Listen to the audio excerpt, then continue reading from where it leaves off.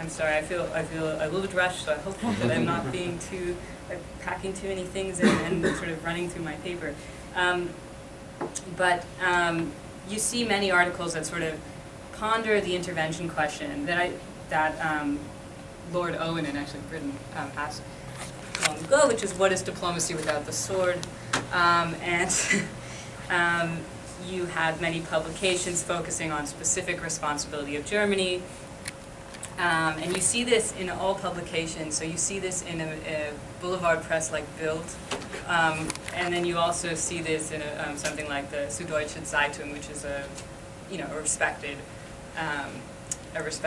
paper. It's not, it's, I guess Bild is, for those who are not, tabloid, right? It's very Daily tabloid. Post. And even though the Süddeutsche is a regional newspaper, it's still recognized at the national level as a liberal left newspaper compared to the FAZ that you mentioned, sort of more center-right. Yeah. But both, I would say, considered respected. The Yes, type of press you indeed. see in, although you see Bild is, I think, highest circulation in the world or something. Horrifying. That's Kind of fine. like the Sun, I like to think, has a topless woman on page 3, and Bild is like, well, just put on the front. Like, not even worrying about it. But you, of course, both. What's interesting, I think, is that you see in newspapers as sort of disparate in quality as Bild or as Süddeutsche. You see all kinds of pro-interventionist editorials that link. That very directly link, frankly, the Holocaust and link what's going on in the Balkans. So you don't see a separation based on quality. I think what you see is a difference in nuance and a difference in image, in sort of imagery, and what how emotional they're going for, right? Because obviously Bill is going straight for the gut. That's what they do in general. Okay. I think I'm going to jump, actually. I'm sorry, I did not manage the time well. I think I'd like to just jump to a conclusion, which is really comparing the two presses rather than speaking about them separately. So if you compare both of them, you're basically immediately confronted with a number of differences in analogies or historical analogies used in British and German press. So the tone is different, I would say, even if we're talking, maybe with the exception of Bild. The German population, by the time that the crisis in the Balkans is happening, is fairly, has been sort of engaged, I would say, to some extent in a popular discourse on memory.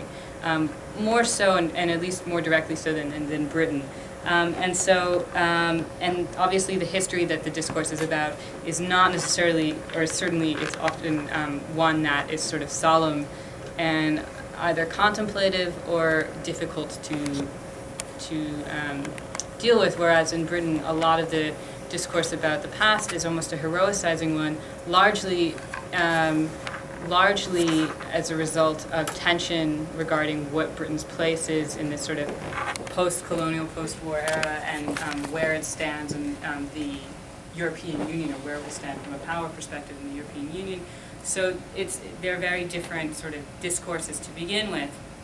In the German case, journalists are very divided in regard to the question of German military might and global power. It's obviously an uncomfortable or it's not certainly not a question that is taken lightly, and many clearly many people from, I would say, the right to the left, and especially on the left, maintain an anxiety about assuming any kind of international role that involves military might, especially. During the Bosnian War, the German army was actually constitutionally restricted to measures and actions of self-defense. So this is also, of course, in the background. Britain's anxiety is sort of opposite to Germany in the sense that it's renegotiating its role on the world stage in the midst of waning prestige in the post-war world.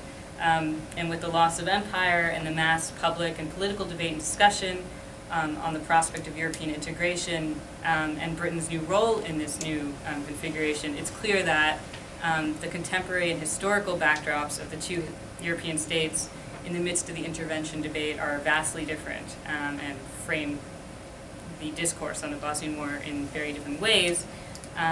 The argument in favor of intervention in Germany is largely based on the notion of obligation. And that is, according to pro-interventionists, that the past gives Germans no choice, that Germans must respond, because if they do not, then the whole process of the Vergangenheitsbewältigung, the dealing with the past, was seemingly useless or did not have a constructive role.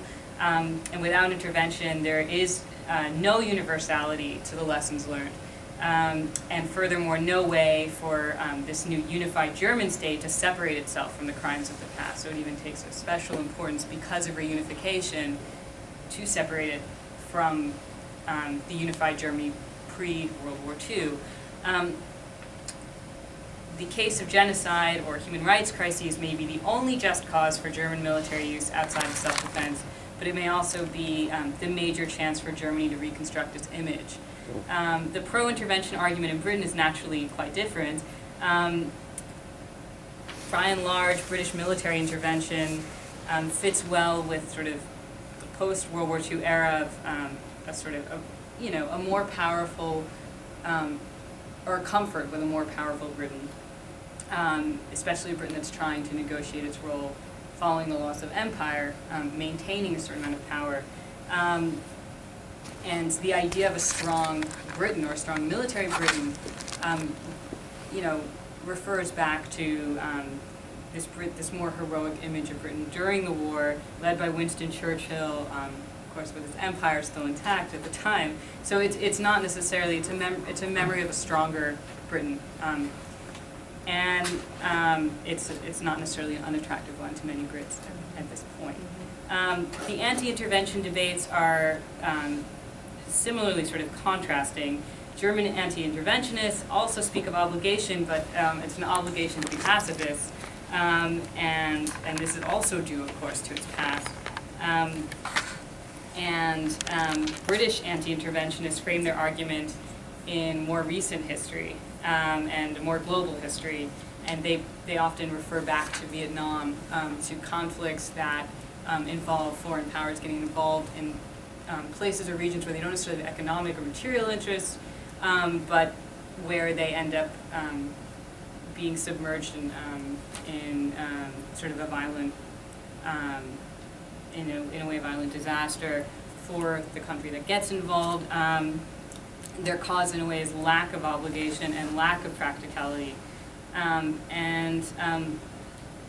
British role in the fight would produce, of course, the argument that many of these people made was that it would produce very few material benefits, and that the obfuscation of moral obligation, you see that a lot in the articles that are kind of pushing towards this point of view. And I'll leave it here because I know we're out of time. I'm sorry. No. Excellent. Well, I wasn't too strict. I was told repeatedly by Ariella that I have to keep it to 50.